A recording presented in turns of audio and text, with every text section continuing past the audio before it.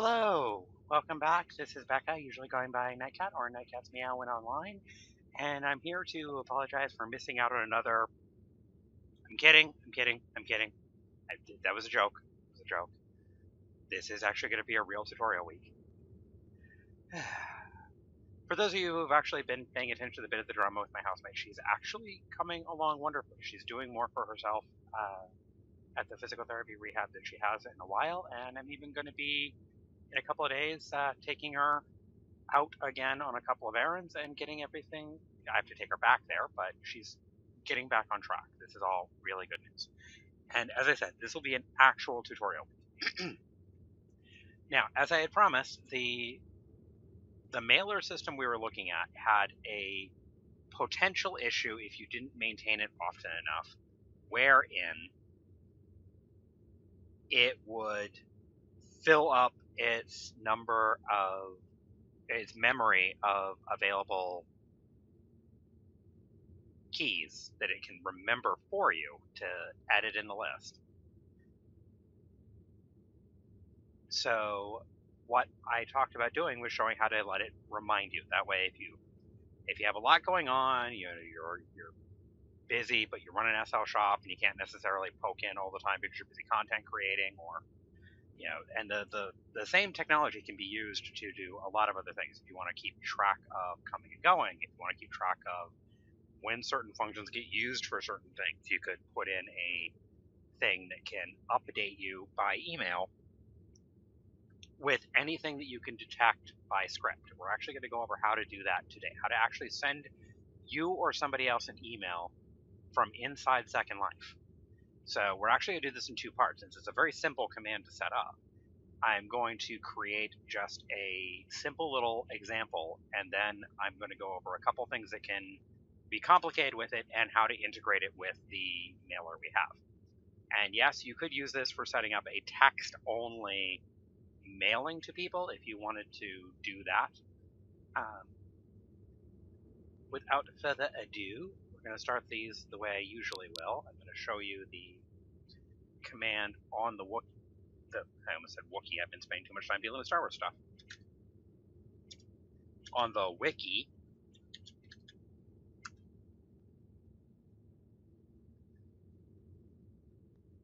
so as you see, it's just a basic command, LL email. Control C. Now, one of the things with this you need to keep in mind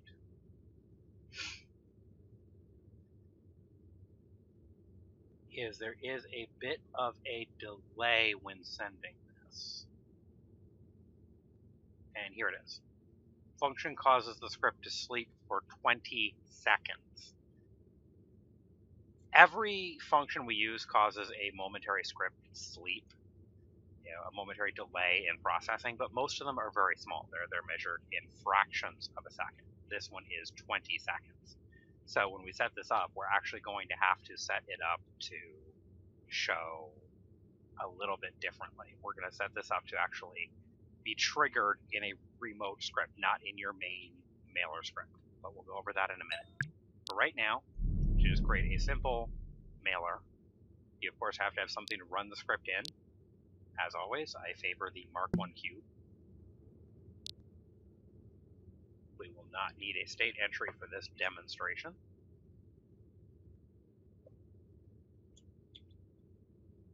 So it tells you a string for the address. I'll use my actual main email address.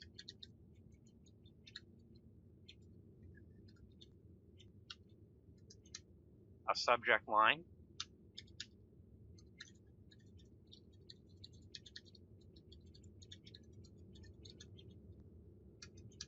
And a message.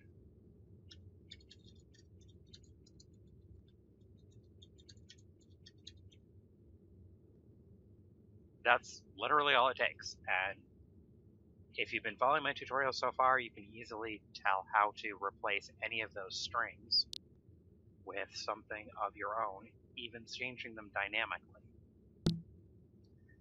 So I'm going to actually cut the video here for just a brief moment because I'm going to log into my own email address on here. And though I'm willing to show you all what my email address is, I'm not willing to show you what my email password is. I like y'all, but not that much. Everybody? So, in between there, I changed this to task mailer just to make it easier to see what's going on. So, we're going to click that, and there it goes. Test mailer. This is a test of the emergency email system. This is only a test. Excuse me. It's literally that easy. And don't mind the fact that I have this blurred out over here, which is a bunch of contact names. I don't know how many of them want to be in my video, so I'm just blurring it out. So, that shows you, in actuality, how easy that really is. So, go over here.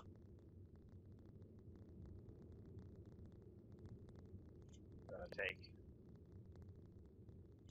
this here.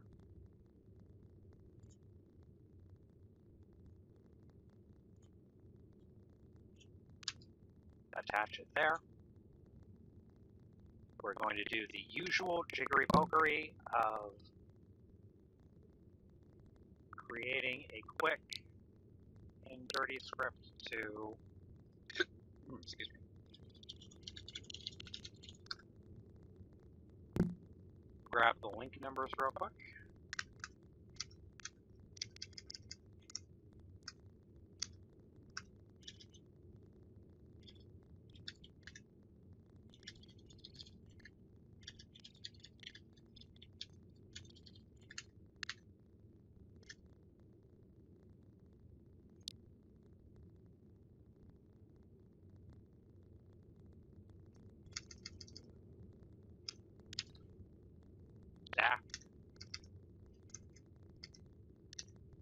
Oh, this is my number lock isn't on because I was playing an MMO last night and that was one of the function keys.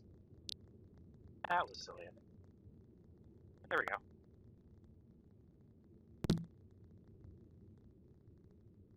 Because we need to reacquaint ourselves with what the correct link numbers are here. That is 3.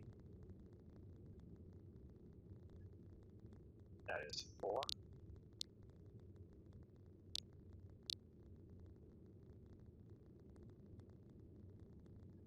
And that is 2.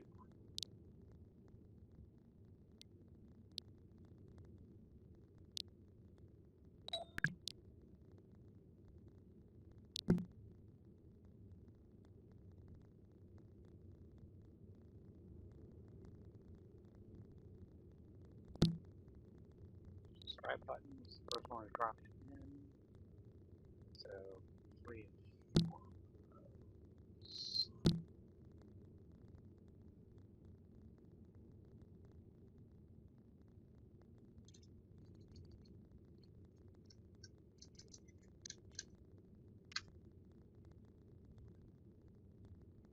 Alright, so that just caught those up just fine.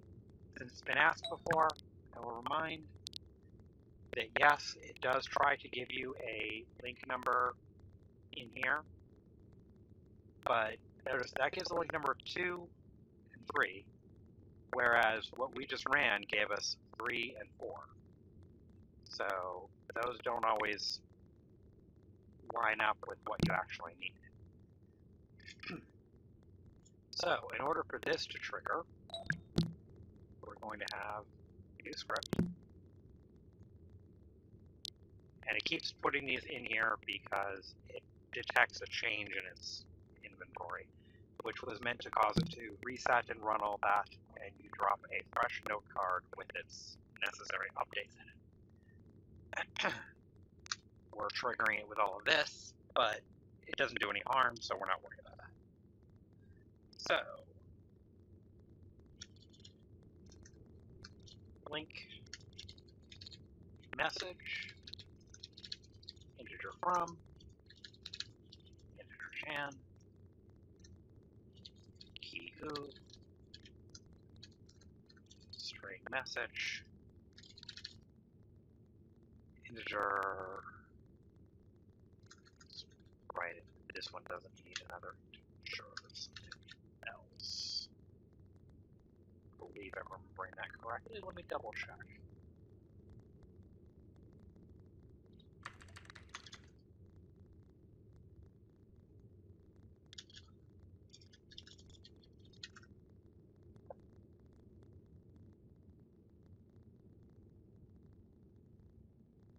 Sending number.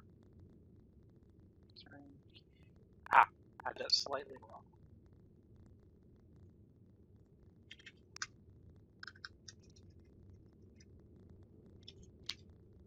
Key is at the end there.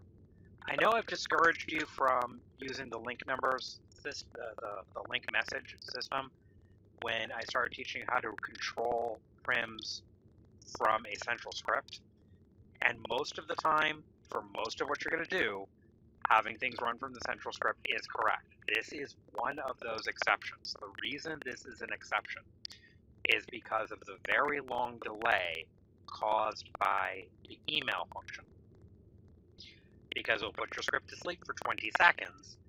That means it will ignore input, it will not respond, it won't do anything else it's supposed to do for 20 seconds. So we're putting in a separate script that is triggered from the main script. So the main script will continue to function just fine. The emailing script is the one that's actually going to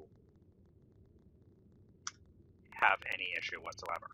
We don't really need to worry about most of these, except we have to establish them in order for this script to exist. But since we're only going to have one message coming through, we don't have to really filter anything. So, email.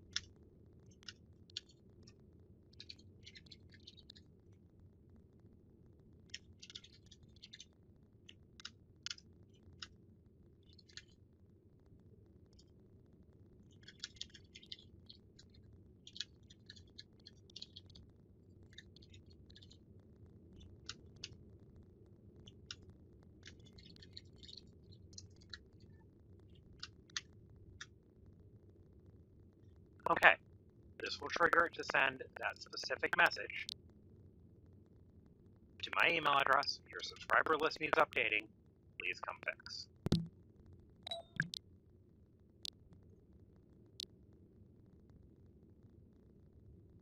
Yes, mailer, that's fine. Then, ultimately, we do not want to have this trigger for everything. We will go through next week and work on detecting how much memory is available and setting a specific mark for when you want to have somebody come in and update them. So, for right now, we're going to go ahead and clear this with, we'll say we'll set it on a subscription here.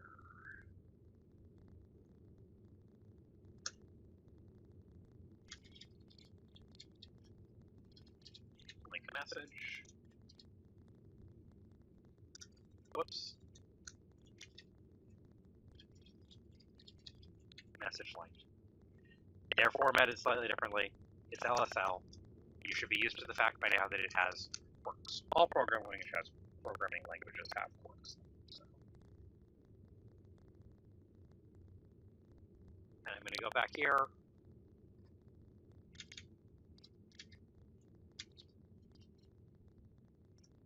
Because it is a good thing to keep y'all in the habit of reference.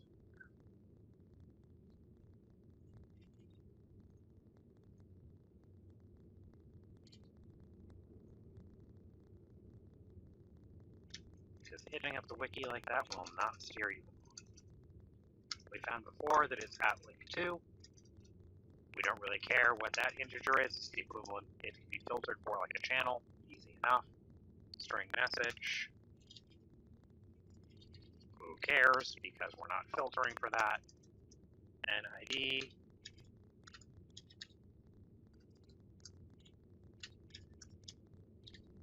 Null key.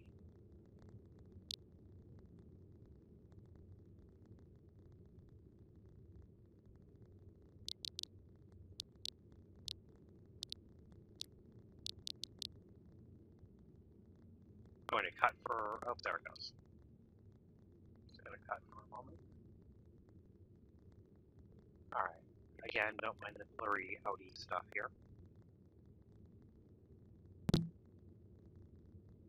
Trigger the subscribe button.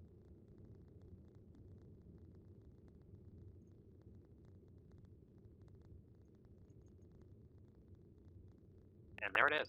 Your subscription needs updating. Please come fix. There's a few more subtleties to work into with that, but that begins showing you how to do that and introduces you to a whole new concept you can play around with, and hopefully keeps my videos at the time duration that, based on your views, more of you like. Those of you who are more vocal have said you don't mind longer. Hopefully I'm sticking to a good middle ground there. And I hope you all had a wonderful holidays, that the new year is starting off treating you well. So, this being the first video of 2018, I guess I should say, good year. Good luck. Happy scripting. Bye-bye.